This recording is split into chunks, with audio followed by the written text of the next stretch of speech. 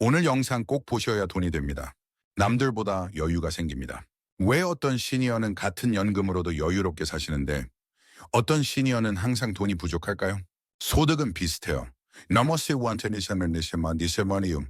국민연금 70만 원씩 받으시고 저축도 비슷하게 해놓으셨고요.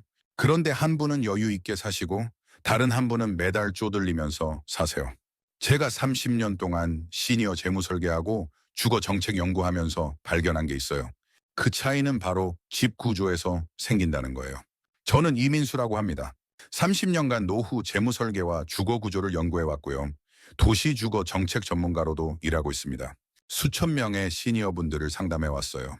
오늘 이 영상을 끝까지 들으시면요. 노후 생활비를 2040% 줄일 수 있는 집 구조의 기준을 정확히 아시게 될 겁니다. 한 달에 50만 원씩 절약하면 1년이면 600만 원이에요. 스말레몬 10년이면 6천만 원입니다. 20분만 집중해 주세요. 먼저 현실부터 말씀드려야겠어요. 관리비가 계속 오릅니다. 아파트 관리비가 매년 500이 10%씩 올라요. 10년 전에는 20만 원이었는데 지금은 30만 원이에요. 같은 집에 사는데 말이죠. 엘리베이터 교체비, 주차장 보수비, 경비원 인건비. 다 관리비에 포함돼서 올라가요. 그 난방비가 폭등합니다. 겨울 난방비 보셨죠? 30평대 아파트는 한 달에 40만 50만 원 나가요. 노인분들은 추위에 약하시니까 더 많이 틀어요. 그러면 60만 원도 넘어가요. 20평대 신축은 1120만 원이에요. 같은 겨울인데 한 달에 30만 원 차이가 나는 거예요. 3개월이면 90만 원입니다. 전기 사용량이 늘어납니다. 나이가 들수록 집에 계시는 시간이 길어져요. TV도 계속 켜놓고 난방도 하루 종일 하고 불도 자주 켜놓으세요.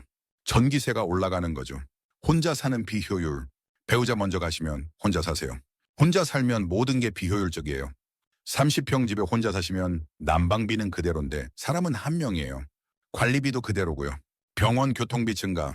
집이 병원에서 멀면 택시비가 많이 나가요. 한 달에 유지금 30만 원씩 나가요.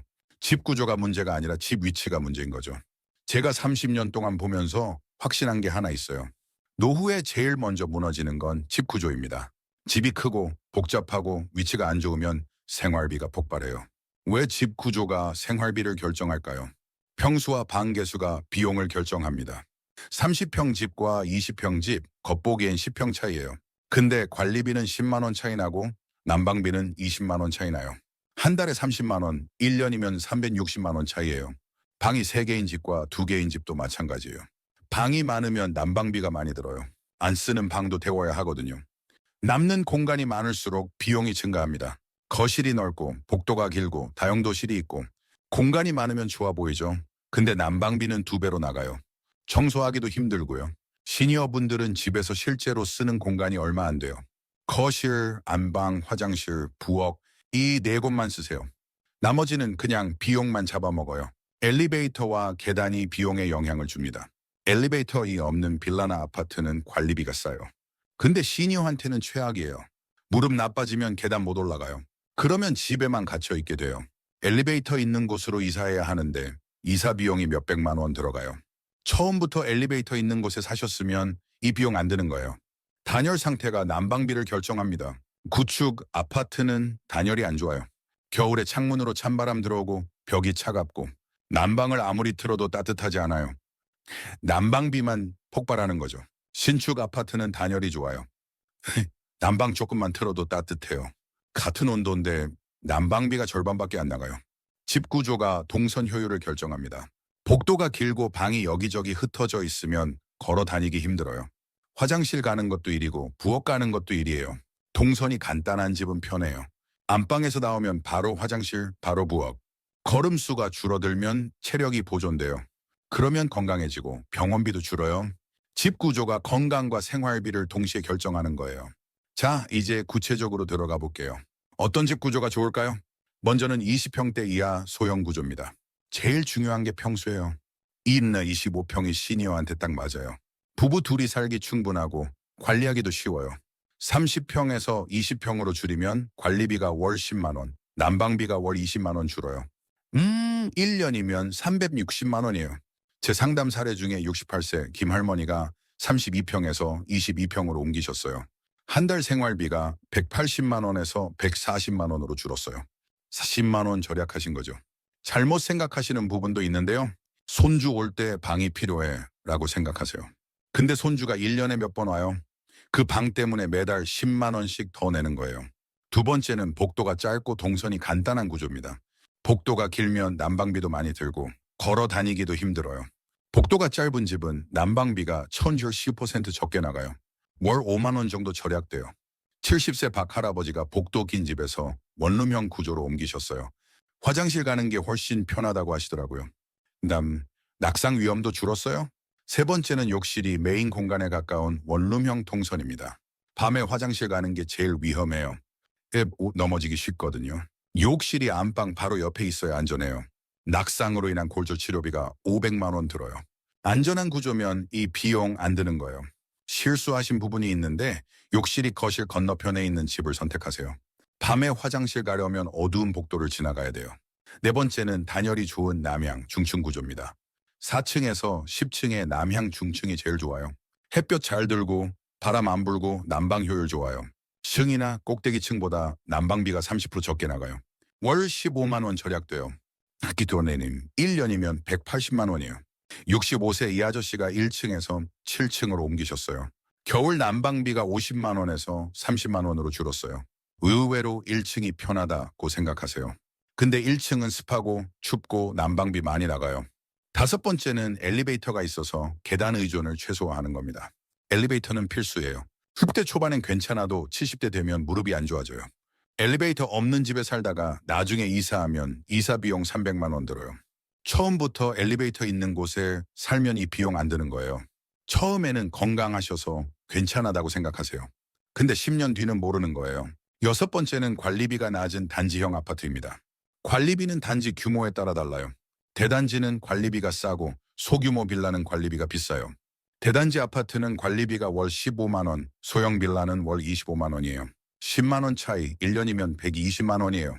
72세정 할머니가 빌라에서 대단지 아파트로 옮기셨어요. 관리비가 절반으로 줄었어요.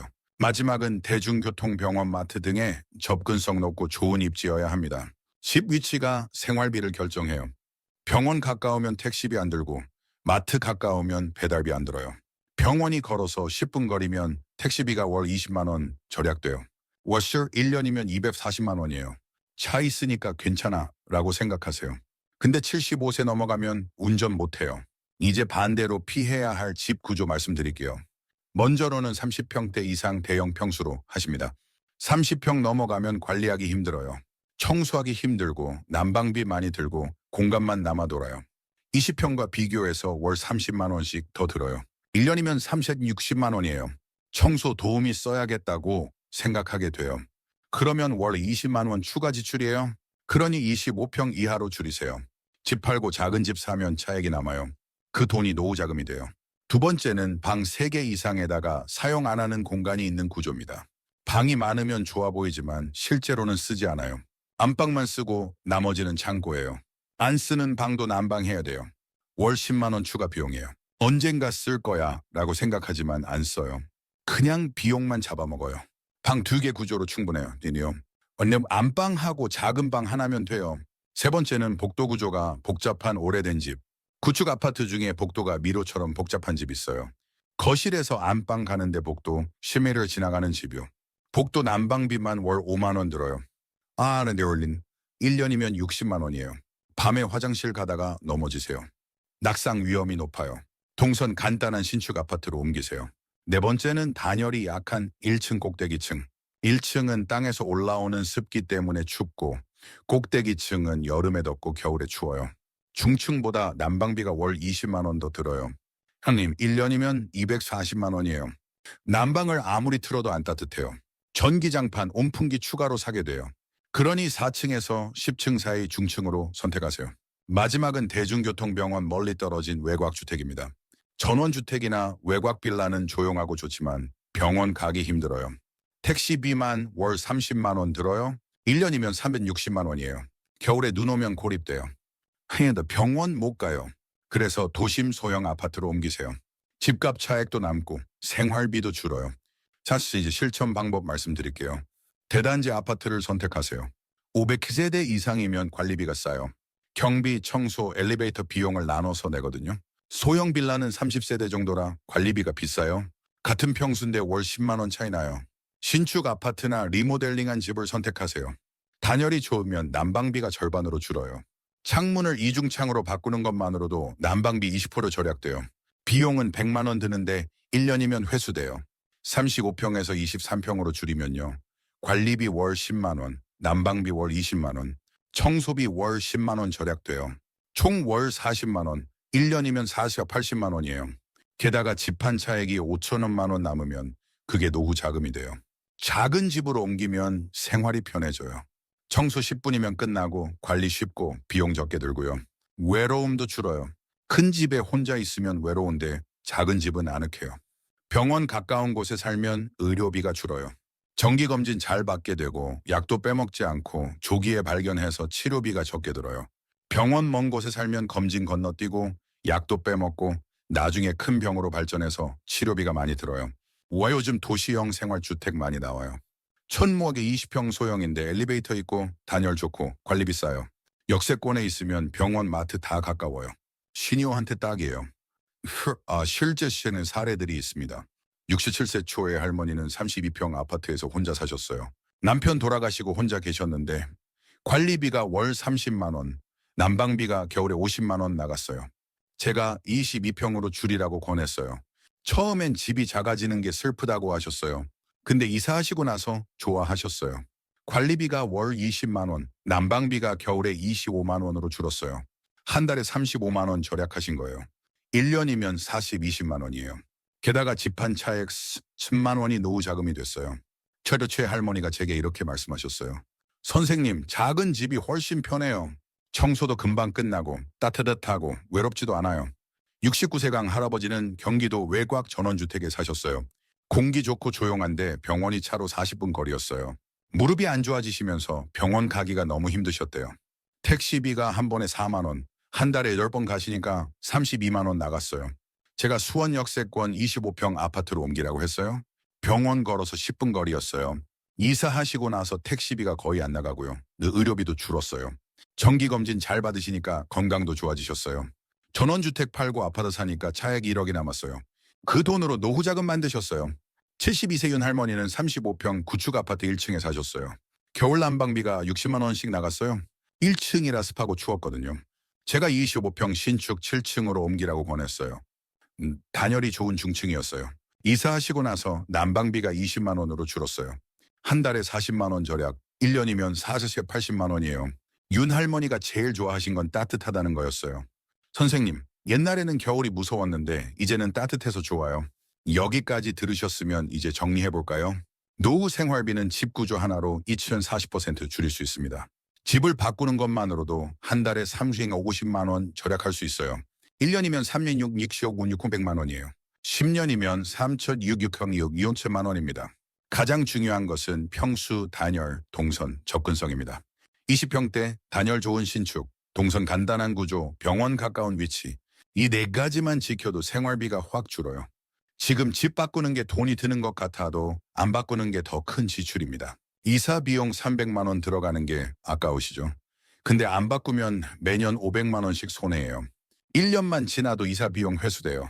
오늘부터 바로 할 수 있는 행동 3가지. 첫째, 오늘 관리비 고지서 확인하세요. 얼마 나가는지 정확히 아세요. 둘째, 내일 부동산 앱 열어서 20평대 아파트 가격 확인하세요. 지금 집이랑 비교해 보세요.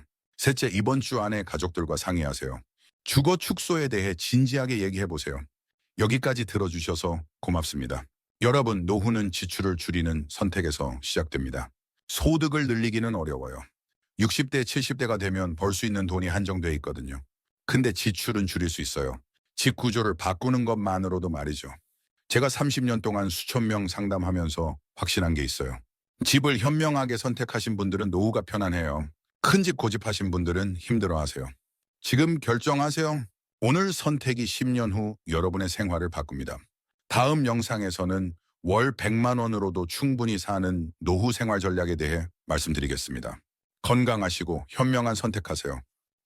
이 감사합니다.